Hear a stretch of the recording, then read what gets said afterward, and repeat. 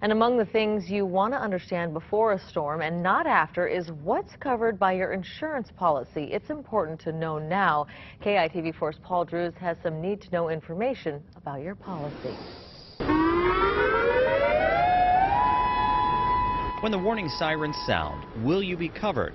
Being hurricane ready means making sure your home is protected both physically and financially. Everyone should understand the differences between a homeowner's policy, hurricane policy, and flood policy. When Iniki slammed into Kauai, it not only changed the Garden Isles landscape, it also changed the scope of insurance in the islands.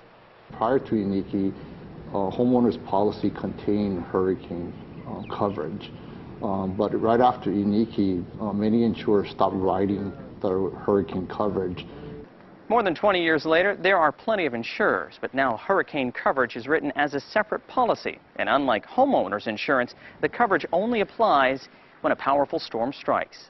National Weather Service do declare that it is a hurricane and the damage is a result of hurricane plus winds. Hurricane insurance doesn't cover everything in a storm.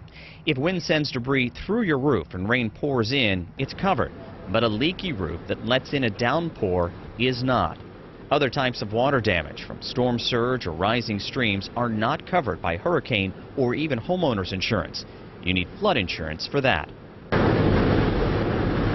Some may be prepared for damaging wind or flooding rains, but may not be prepared for the potential financial fallout from a hurricane. If your home is damaged, it will end up costing you. On a medium-priced home of $500,000, homeowners with a 2% deductible would have to pay out the first $10,000 of damage after the storm. Those with a 5% deductible would have to pay $25,000.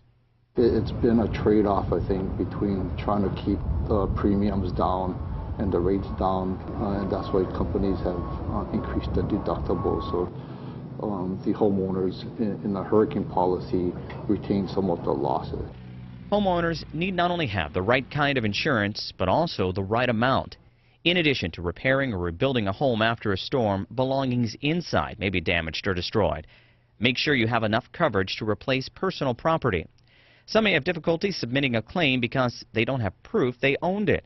So it's a good idea, as you review your policies, to take an inventory of possessions, including photographs of important or expensive items.